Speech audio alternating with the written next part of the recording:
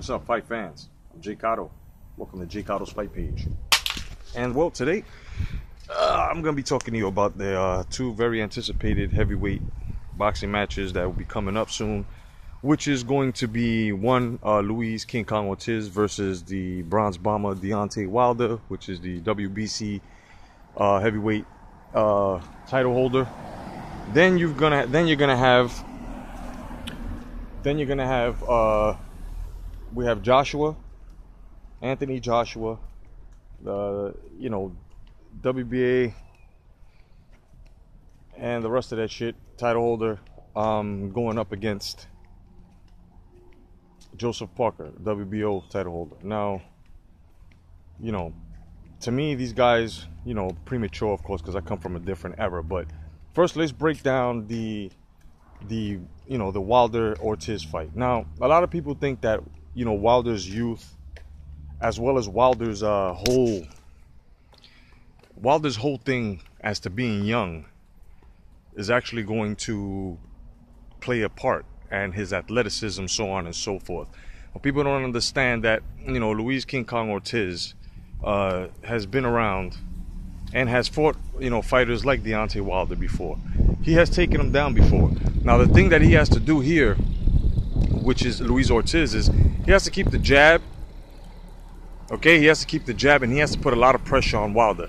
Now Wilder, when pressure's being put on him, if you notice, Wilder don't like that pressure. His defense isn't even that good. You know what I mean? You can tell what Spilka did to his face before he caught the knockout. But Wilder's going to have to be very busy, and Wilder as well is going to have to put pressure on King Kong. Wilder's going to have to take this fight, and he's going to have to fight like he's never fought before. A lot of people think that Luis Ortiz, because he's 40 and on blood pressure medication, which has been proven, which I have been saying since the beginning, that that he's old and washed up, and him doing what he did to Jennings and having the other guy fucking run from him, and fucking up his knockout percentage. You guys basically have to see that you do have a very, very good contender, in Luis Ortiz. Now, will Luis Ortiz beat Wilder? Not really sure about that. I mean, to tell you the truth, if Wilder fights the way I'm saying he's supposed to fight, as to putting pressure, and not having King Kong Ortiz back him up at all, Wilder should win on points. I don't think Wilder's gonna knock Ortiz out. You know what I'm saying? That I don't think he's not gonna knock Ortiz out. The Wilder fans, the fanboys, the followers, you guys got to understand that King Kong Luis Ortiz is a totally different beast, man. He's a different monster in his era. And, this fight was put off for a reason, and now it's happening for a reason. It's happening because us fight fans, we weren't having the bullshit politics. You know what I'm saying? We weren't going to have this bullshit where, you're going to have a champion fighting nobodies, and then you've got one over here who's, you know what I'm saying? And then they strip him, and it's just a bunch of bullshit. So it just comes down to the fact between Wilder and Ortiz, you know what I mean? I just feel that Wilder's going to have his moments, and so is King Kong Luis Ortiz. I'm going to go as far as to say this, man. If Wilder gets backed up and he starts fighting off the back foot, and Luis King Kong Ortiz is landing impressively, convincingly, they're going to give it to King Kong Ortiz. Will King Kong Ortiz knock Deontay Wilder out? There's a possibility with that. No bias. Reason why. Okay, here's my stance. Reason why I feel that King Kong Ortiz may have a chance of knocking Wilder out is because of Wilder's looping, wide, swung, fucking, he's just too wild, man. He's swinging wild. A lot of fight fans have told me, oh, but I'm saying though, Wilder, when them things land, they land. Okay, but what about a nice accurate puncher, like Luis Ortiz, when he actually meets him, when he catches him, when he tags him? And Wilder gets hit a lot.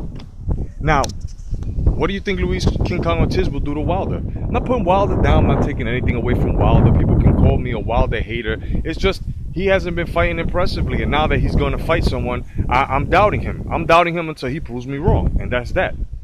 I'm coming out and I'm saying it. There should be no fucking dummies or you know, fanboys or trolls coming on my video talk about, oh, you must feel stupid because I'm saying it myself. You know what I mean? Luis Ortiz has a chance to knock Wilder out simply because of Wilder's defense, and of course because of his looping windmill, you know what I'm saying, swinging punches and shit. You know what I mean? And if he lets his guard down and does what he tried to do to, well, what he did to Bermane Stiverne, the second fight, with his hands down and daring Ortiz, and Ortiz is gonna knock his fucking block off. And those that are disagreeing with that, basically, well then, you know what? You're just gonna have to say you're emotionally tied to your fighter, and I can understand that. But you have to use your logic when it comes to shit like this. If Wilder does not close his defense to a point where it's nice and tight, and it's gonna cause problems for Luis Ortiz, and if he's not accurate with his punching, he's going to lose. He's going to lose. On top of it, he's going to get knocked out. Okay, Luis King Kong Ortiz, he has to keep the pressure on Wilder, continue to keep the pressure on Wilder, initiate the jab. Whether he's going to land in singles or doubles, he still has to initiate the jab. He has to land that jab precisely, work off the jab, you know what I mean? And try to isolate Wilder in certain spots in the ring. You know what I mean? Because Wilder, what he's going to do is use his athletic agility to try to move around. See, but that's the thing though. Wilder's footwork, we have yet to see that. You know, his evasiveness, we have yet to see that. Wilder stays there and gets punched. Will he stay there, you know, in front of a big puncher like King Kong Ortiz? Will he underestimate him? Will he test himself? Will he test King Kong Ortiz? Maybe. Maybe. You know? Maybe. I wouldn't want him to, simply because that's a dangerous bid right there. You know what I mean? But hopefully this will be a fight that's not going to be lackluster. This will be a fight that's going to be great. Now, let's move on to the next one. We have Anthony Joshua going up against Joseph Parker. Now, me personally, I'm gonna say it like this. Joseph Parker has a chance to beat, and I'll say it again, he has a chance to beat Anthony Joshua if he's evasive, you know, and he's just basically tagging him. You know, don't try to go on the inside with Joshua because he's big and he's strong, you know, as well as he can box. Now, keeping Joshua at the end of your punches, it could work for you. It could work for Parker, but at the same time, it's going to be difficult because the Joshua too likes to keep, you know, his fighters at the end of his punches. So will this be a tagging match where people will start tagging each other from a distance, and you know they're going to not clinch in, or is this going to just be a straight up, you know, a straight up boxing match where we're going to see inside fighting by the little man, you know, and tussling and, you know, the big man. Now, don't sleep on Anthony Joshua, because Anthony Joshua, as big as he is, he has an inside game. Can't sleep on Joseph Parker either, because Joseph Parker has a great inside game too, and he can box. But my thing here is when he fought, what was it, Andy Ruiz Jr.? Andy Ruiz Jr., to me, he should have gotten a draw in that match. That match should have been a draw. You know what I mean? But they gave it to Joseph Parker. Okay, no problem. Well, the fight after that wins convincingly. The fight after that wins convincingly. You know, so I have no qualms. I have no tiffs with Joseph Parker, except for now he's starting to step up the level now. You know what I mean? I do want Joshua to fight Wilder, you know, as soon as possible. So as soon as he gets this mandatory out the way, Joshua, and as soon as Wilder gets, you know, mandatory whoever, then let's get it on. Me personally, I don't really care if it's going to be Joshua Ortiz or Joshua Wilder. You know, it really doesn't matter to me. But I do want to see Joshua Wilder. You know, I do have to say that, you know, I respect every fighter that goes in that ring. I just don't respect their antics. And people that have problems with me with the Wilder situation, that's because of his antics, saying he's better than Mike Tyson, which I, for sure, for one, I have witnessed Mike Tyson's greatness from beginning to end, you know, and, you know, I have to totally disagree with that, you know, what he's saying, you know, he also lied on on Mike Tyson's facts, you know, as to having, you know, only fought 2 Hall of Famers when it's really 4 Hall of Famers. You know, it is what it is, but, you know, a lot of casual fans went by what he said because he's the new thing. Okay, I understand he's the new thing, but at the same time, you can't just go for new things. You just can't do this. You can't just go for new things and then falsely back them up with their false accusations, because all that's going to do is make you look like you have no type of knowledge whatsoever, you know. But Joshua and Parker, that fight there, you know, it's going to be a tough one. But I think Joshua's going to knock Parker out, man. Parker, I feel, is going to make the mistake where he's going to try to match his wits, you know, with Anthony Joshua. He's going to match his wits. And once he matches his wits, what else happens? Well, what will happen is, you know, you're going to see Anthony Joshua putting pressure on Parker. Parker's going to try to be evasive. Then at the same time, he's gonna feel small. You know what I mean? Because he is the smaller fighter here.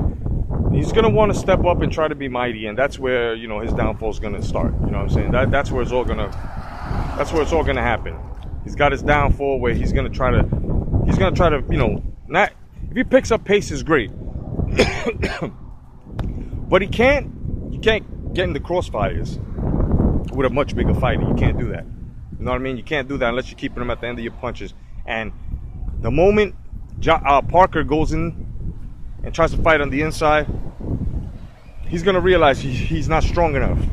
So he's gonna have to fight on the outside to mid-range, but not on the inside.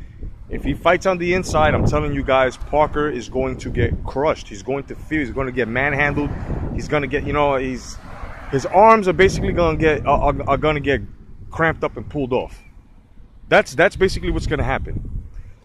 You know, the same thing that Lennox Lewis did to Mike Tyson with the excessive holding, getting Tyson's lower back and arms tired to the point that he wasn't able to lift them out after a while. I mean, a lot of guys have tried to do that to Mike.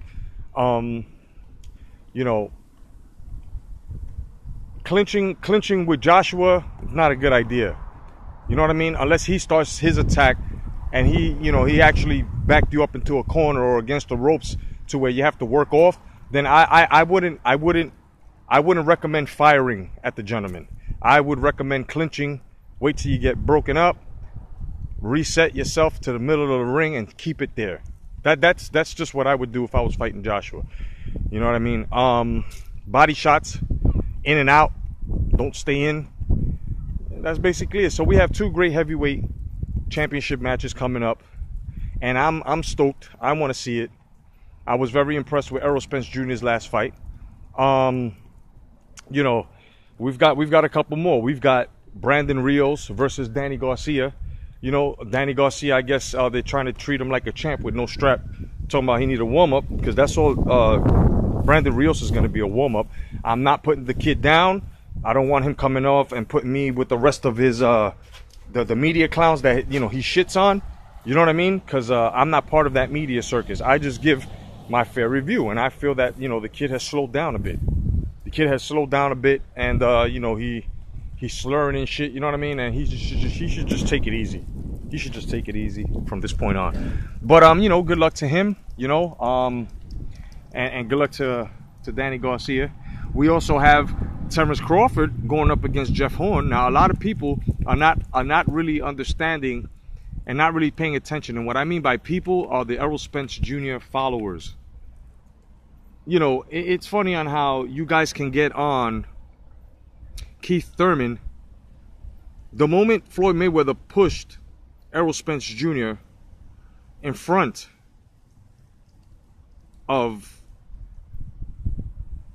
Keith Thurman, you know what I'm saying? He pushed him, and at that time, Floyd Mayweather was, well, actually, at that time, Keith Thurman was ranked #1 to face Floyd, and all Floyd did, fight Errol Spence, and it was such a premature notion at the time, and everybody jumped on the bandwagon, and yeah, let's have that fight, right? But and then what's funny is that when Keith Thurman was actually ranked to fight Mayweather, the same people were saying that that's a premature notion with Keith Thurman trying to fight, you know what I'm saying? And mind you, Keith Thurman was already up there.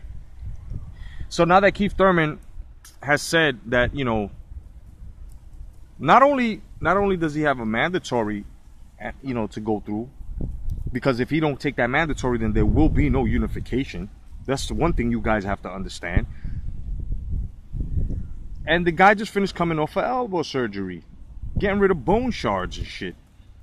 So I don't see where you guys are seeing where he's ducking him. Because if Errol Spence Jr. catches an injury and he's out, the moment someone says Errol Spence Jr. is ducking, you're gonna be like, what the fuck are you guys talking about? How is he ducking when he's coming out of surgery? And I want my man to get better. And I want my man to, you know, not even take the hard fight first, but take the warm-up first, then take the mandate. That's exactly what Keith Thurman is doing. So let's not be full of shit here, guys. Let's not be full of shit. Let's not do what fanboys do. As to shitting on Keith Thurman, talking about he's ducking when he's clearly not ducking. You know, you guys look like straight fucking dummies when you came out and you said the same shit where, you know, it was just hilarious. You know, the guys in Nepal getting married, taking care of personal issues while he's, you know, recovering. He puts on a pair of boxing gloves that aren't even laced up with no fucking equipment whatsoever. And what does he do? He decides to, you know, to fuck around with the not even sporing. And these guys came out, all that response, oh, he's ducking, you see he's sporing, what the fuck, blah blah blah. And it was just ridiculous. No, so he was just you know, fucking around with a fan, you know. And yeah, he had a fan in Nepal, believe it or not. So all that shit where certain boxers, because you haven't done your research and you ain't hear that, you know, these guys, you know, are around the world just because you ain't hear it, you know. Like some people say that Anthony Joshua's not known and shit in the States, but he's very known, you know. So, you know, people have to do their research before they go and they start yapping, you know, and showing their fucking, you know, their rainbow flag, you know what I mean? But you know, this is what I'm expecting out of these two fights. You know, we have other fights as well. This Crawford Horn, I'm dying for this Crawford Horn to go off. You know, it was just that premature notion where people were just trying to put Errol Spence Jr. in front of Keith Thurman, and now that Keith Thurman is saying, well, you know, now Errol Spence Jr. is finding himself saying, well, he's got to win the title, Terence Crawford, that is. Now, I could be a bastard, I could troll, I could fuck up my boxing knowledge, I could fuck up my reputation by joining the rest of the fanboys and saying that Errol Spence Jr. is ducking Terence Crawford because he knows Terence Crawford to give him that business. See, but I should know better because I don't know what Terence Crawford is going to bring at 147. I don't know what Terence Crawford has for Errol Spence Jr. I still have not seen anything as to Errol Spence Jr. coming back from adversity within that ring yet. So there's really nothing to be talked about or downplaying any fighters whatsoever, except for the mistakes that they make as to Wilder saying he's better than the legend Mike Tyson and verbatim and other shit like that, you know. But as to saying people are ducking people, you know, I don't say that unless I see that. And I don't think Errol Spence Jr. is ducking Terence Crawford. Keith Thurman is not ducking Errol Spence Jr. None of these guys are ducking each other. You guys just have to wait. You have to let this shit play out. I understand that we're recovering from bullshit politics from 2012. It stopped all the way in 2016. 2017 has been a great years for boxing. We have one more, which is 2018 this year here, which is most likely and it's turning out to be great for boxing as well and for the fight fans. You know, so just be patient. You know, be patient and, you know, let these matches play out because these fights will happen. Believe it or not, these fights will happen. Now, whether it's going to be early 2019 that we see Spence Jr. and Terence and Thurman fight, okay, then let it be early. But it's going to happen. It's going to happen. Now, the question is here, during that time, will Sean Porter defeat Keith Thurman by that time? Or will Keith Thurman's warm-up defeat Keith Thurman? Will Keith Thurman even make it to a unification match? Will Errol Spence Jr.'s next opponent, which we don't know yet, but let's just say he steps up and he fights the likes of, let's say, a Manny Pacquiao, or he fights the likes of a Sean Porter. Let's just say, Or he fights the likes of anybody at 147 who's worthy right now in this era. He hasn't been tested yet. What if he doesn't make it and loses the strap? By decision, technical knockout, you know? So we can't count our chickens before they fucking hatch, is what I'm saying here. So, but these fights will happen. The Joshua Wilder fight is definitely going to happen. That's another heavyweight bout that I'm very stoked for, and I'm just waiting patiently. The more you wait patiently, the more things play out, the more you'll understand the pieces of these gentlemen's puzzle. Otherwise than that, fight fans, my name is J.COTTO. Thank you for joining my fight page. I have been banned from Facebook. I think I got like 3 or 4 more days to go. I will be back up with Boxing Talk Live on Facebook. The first motherfucker who bought it on Facebook to you guys. And Late Night Boxing Talk will be back very soon. Otherwise than that, God bless. Stay vigilant. Peace.